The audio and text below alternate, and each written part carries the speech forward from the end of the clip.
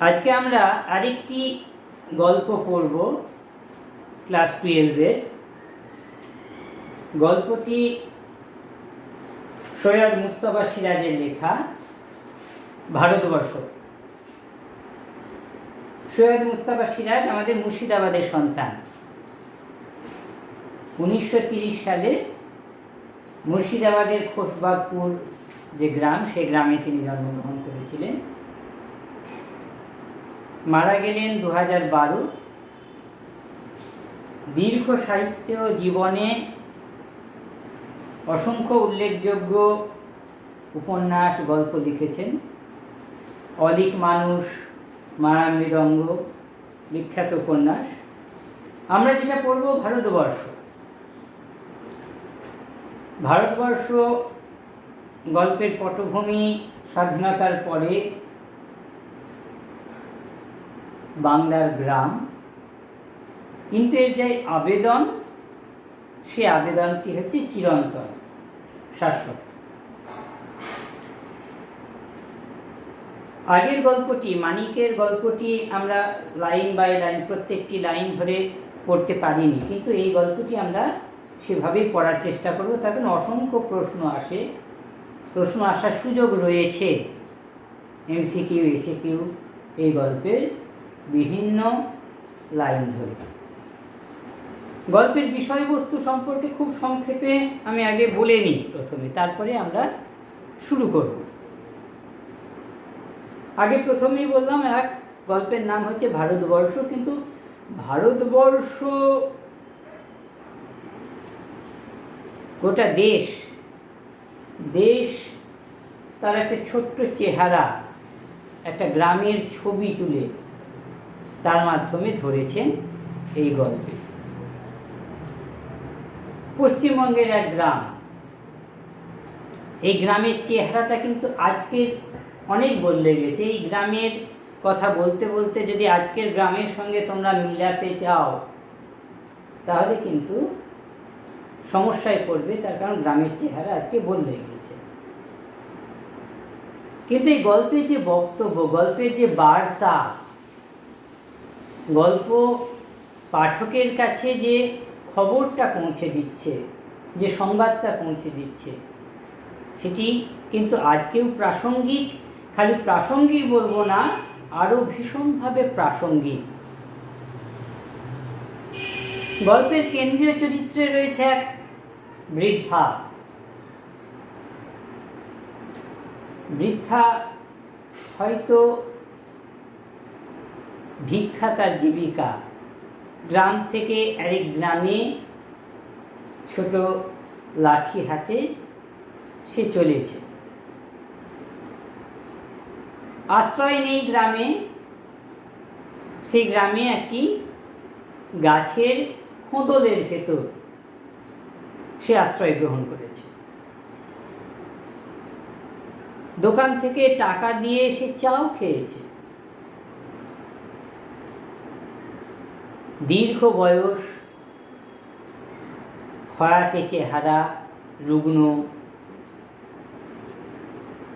সেই বৃদ্ধা কোথা থেকে আসছে, বা সে থাকবে কোথায়, সে খাবে কি?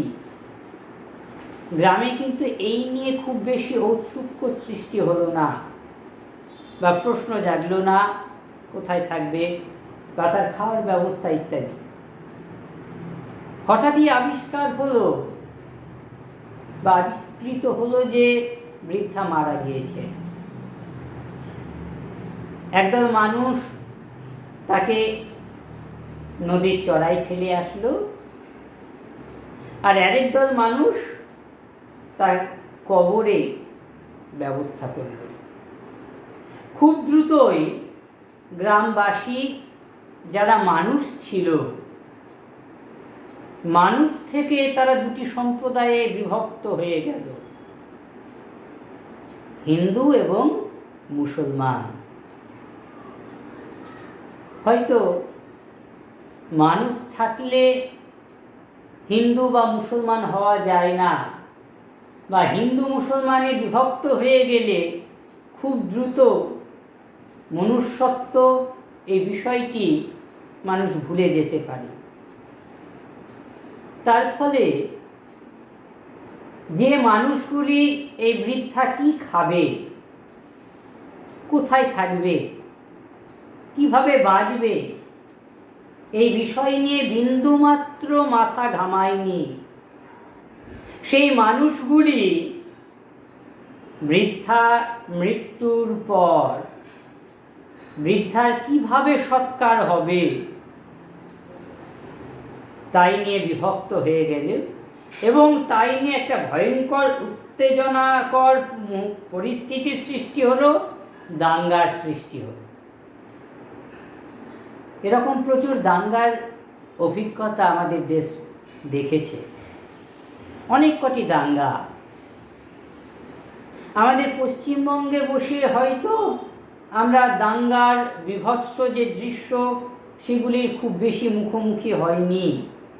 একটা দীর্ঘদিন ধরে, দীর্ঘ সময় ধরে বঙ্গীয় নবজাগরণ এবং আমাদের সংস্কৃতি, আমাদের ভাবনা, আমাদের চিন্তা,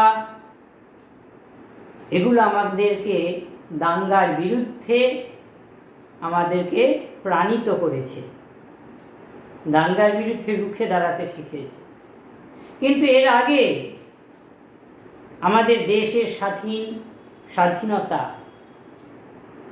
বা তারপরে আমাদের রাজ্যের বাইরে বিভিন্ন জায়গায় ভয়াবহ দাঙ্গা হতে দেখেছি। আমরা ৮-এর দশকে ইন্দিরা গান্ধীর মৃত্যুর পর দাঙ্গা হতে দেখেছি। আমরা দেখেছি গুজরাটকে নিয়ে ভয়াবহ দাঙ্গা হতে। আমরা দেখেছি বাবরি মসজিদকে পৈশাচিকভাবে ধ্বংস করে দেওয়ার পর, সে প্রাচীন সৌধকে ধ্বংস করার পর,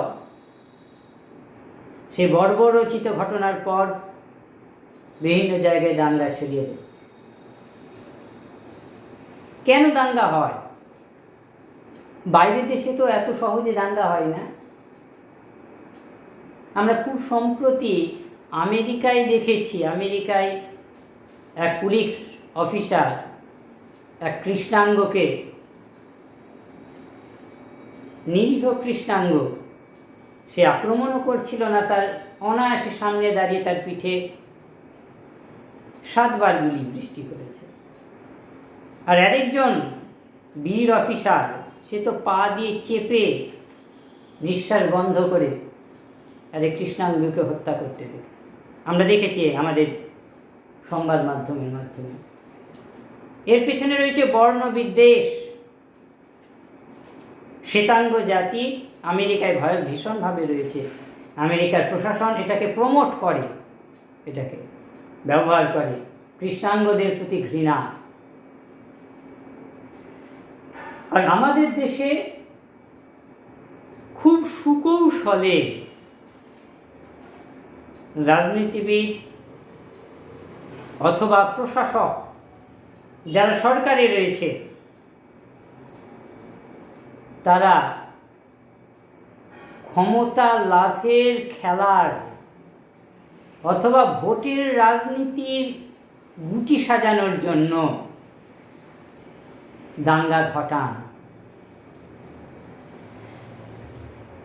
আমাদের দেশে শিল্প বিপ্লব না হওয়ার ফলে ধর্ম এখনো পর্যন্ত একটা ভয়ঙ্কর, একটা ভীষণ গুরুত্বপূর্ণ একটা মূল্যবোধ মানুষের কাছে, একটা ভীষণ স্পর্শকাতর অনুভূতি, মানে ভীষণ দুঃখের ব্যাপার যে মানুষ খেতে পাচ্ছে না, তার খিদের যন্ত্রণা, তার বেকারত্বের যন্ত্রণা, তার স্বাস্থ্যহীনতার যন্ত্রণা, তার উপযুক্ত পরিষেবা, নাগরিক পরিষেবা না পাওয়ার যন্ত্রণা, এই সমস্ত যন্ত্রণাকে ভুলিয়ে দেয় ধর্মের সুরসুরি। কখনো বা মনে হয় মানে এটাকে প্রমোট করা হয়, মানে মানুষের মধ্যে ইনজেক্ট করা হয়, ছড়িয়ে দেওয়া হয়, মানুষকে বোঝানো হয় যে তুমি উপযুক্ত হিন্দু হয়ে ওঠো অথবা তুমি উপযুক্ত মুসলমান হয়ে ওঠো। হিন্দুদের বোঝানো হয়ে থাকে তোমাদের যাবতীয় সমস্যার কারণে হচ্ছে মুসলমানরা, আবার বিপরীতভাবে মুসলমানদের বোঝানো হয়ে থাকে তোমাদের যাবতীয় সমস্যার কারণ হচ্ছে হিন্দুরা। মানুষকে বিভাজিত করে দিলে, মানুষ যদি ধর্ম নিয়ে উন্মত্ত হয়ে থাকে, ধর্মের খেলায়, তার মাথায় যদি ধর্ম বিষয়টাই প্রধান হয়ে দেখা দেয়, তখন তো সে যারা সরকারে রয়েছে তাকে প্রশ্ন করবে না, তাকে প্রশ্ন করবে না কেন ভারতবর্ষে এত দারিদ্র, তাকে প্রশ্ন করবে না কেন ভারতবর্ষের 90% সম্পদের মালিক কতকগুলো সামান্য মুষ্টিমেয় কিছু পরিবার, কেন তাকে প্রশ্ন করবে না কেন সরকারি হাসপাতালে উপযুক্ত পরিকাঠামো নেই, কেন লক্ষ লক্ষ টাকা খরচ করে আমাকে বেসরকারি হাসপাতালে যেতে হবে, কেন উপযুক্ত শিক্ষা নিতে আমি আমার সরকারি স্কুলগুলিতে আমি উপযুক্ত শিক্ষা পাবো না, আমাকে বেসরকারি স্কুলগুলোতে কেন যেতে হবে, কেন সরকার আমাকে এক জায়গা থেকে আরেক জায়গায় যাওয়ার জন্য সরকারি পরিবহন মাধ্যম আমাকে প্রোভাইড করবে না, আমাকে দেবে না, কেন আমাকে বেসরকারি মাধ্যমকে ব্যবহার করতে হবে। এই প্রশ্নগুলো যাতে না জাগে সেই জন্য মানুষকে হিন্দু এবং মুসলমানে ভাগ করে দেওয়া হয় এবং পরস্পরকে পরস্পরের বিরুদ্ধে লড়ে দেওয়া হয়। ভারতবর্ষের ইতিহাসে যতগুলি দাঙ্গা বেঁধেছে, 46-এর কুখ্যাত দাঙ্গা থেকে শুরু করে প্রত্যেকটি দাঙ্গার কারণ হচ্ছে ক্ষমতালোভী মানুষ, সুবিধালোভী মানুষের আরও বেশি করে ক্ষমতা লাভের উদ্যোগ বা আয়োজন।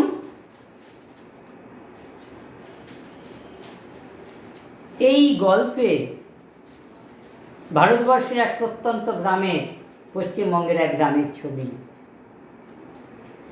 এখন এই শত যন্ত্রণা, এই দাঙ্গার এই অভিশাপ, মানুষে মানুষে বিভেদ, বৈষম্য, এর তো উপরে তো উঠতেই হবে। শেষ কথা তো বলবে মানবতা। এখানে এই গল্পে সেই মানবতার ছবি নিয়ে এসেছে এক বৃদ্ধা, সে ভিক্ষুক, খুব স্পষ্ট করে লেখা নাই, হয়তো ভিক্ষুক।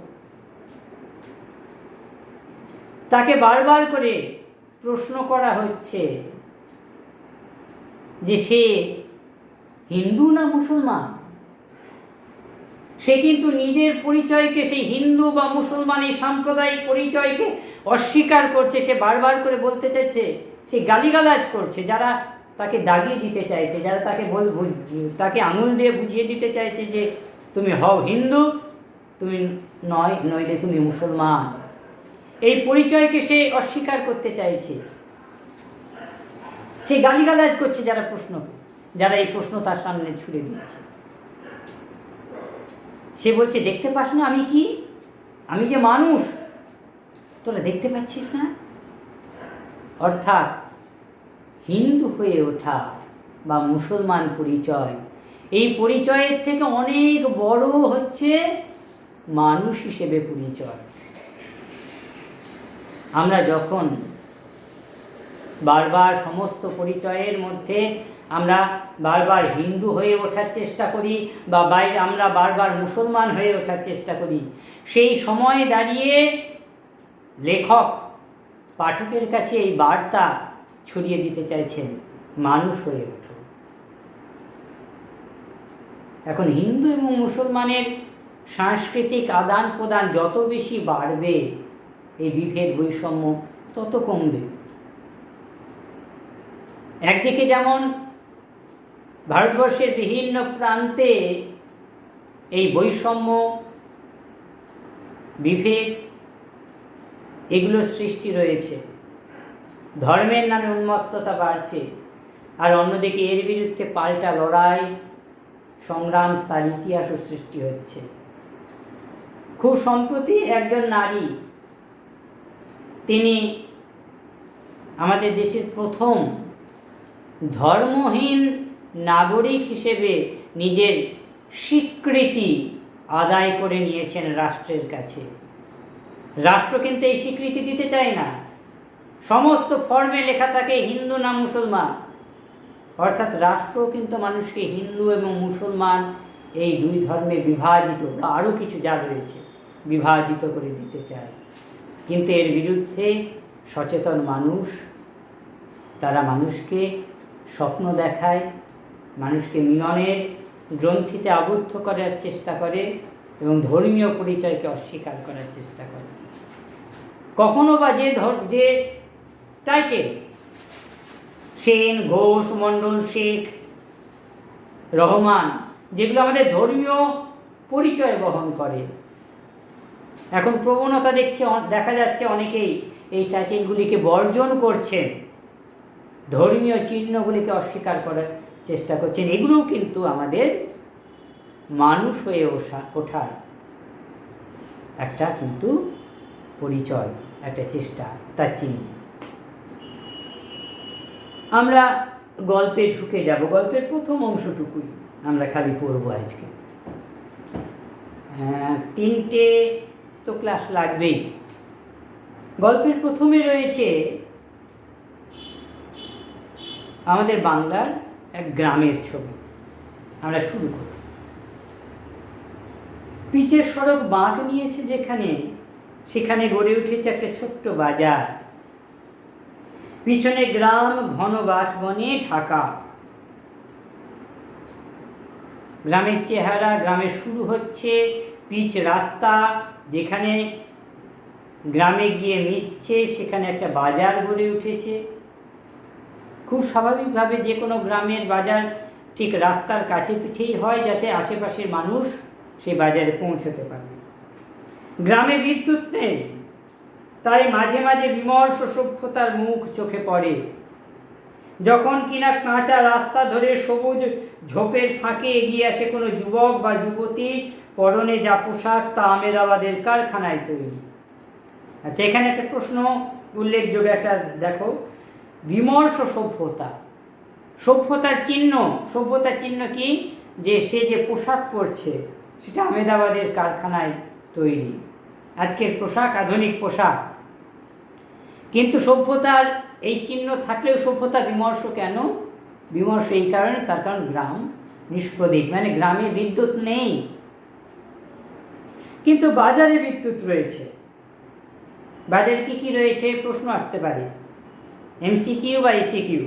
দেখো, 3টে চায়ের দোকান, 2টো সন্দেশের, 3টে পোশাকের, একটা মনোহারি মানে এই চুড়ি, কানের দুল, এই ছোটোখাটো অলংকারের দোকান, 2টো মুদিখানা, আর একটা আড়ত আছে, একটা হাস্কিং মেশিন আছে। হাস্কিং মেশিন হচ্ছে ওই ধান কল। তার পেছনে ইট ভাটা রয়েছে। চারপাশে গ্রাম থেকে লোকেরা আসে, রাত 9টা অবধি জোর জমাটি ভাব থাকে। আবার এই জায়গাগুলো কিন্তু খুব একটু গুরুত্ব দিয়ে তোমাদের বিশাল কিছু বোঝার এখানে না, কিন্তু খুব মনোযোগ দিয়ে পড়তে হবে। এই যে কিসের দোকান কটা রয়েছে এবং কটা পর্যন্ত জমাটি ভাব থাকে, রাত 9টা দিল, 9:30 দিল, 8টা দিল, 7টা দিল, মাথায় রাখতে হবে। গ্রাম একটু তাড়াতাড়ি ঘুমিয়ে পড়ে শহরের থেকে, কিন্তু এই গ্রাম 9টা পর্যন্ত জেগে থাকে, জমাটি ভাব থাকে। তারপর সব ফাঁকা, শুধু কিছু আলো জ্বলে, কিছু নিরিকুত্তার ছায়া ঘরে পিচের উপর। মাঝে মাঝে চলে যায় ট্রাক দূরের শহরের দিকে, আবার সব চুপচাপ। বাঁকের মুখে আদ্যিকালের বট গাছে, আদ্যিকাল প্রাচীনকাল। এই দেখো, বট গাছ রয়েছে এখানে, অশ্বত্থ গাছে দিয়ে দিতে পারে এমসিকিউ প্রশ্ন। বট গাছে পেঁচার ডাকের বদলে অন্য কিছুর ডাক দিয়ে দিতে পারে। স্তব্ধতার অন্তর্গত বলে মনে হয়। আমরা খালি প্রথম প্যারাগ্রাফটা পড়লাম, গ্রামের বর্ণনা।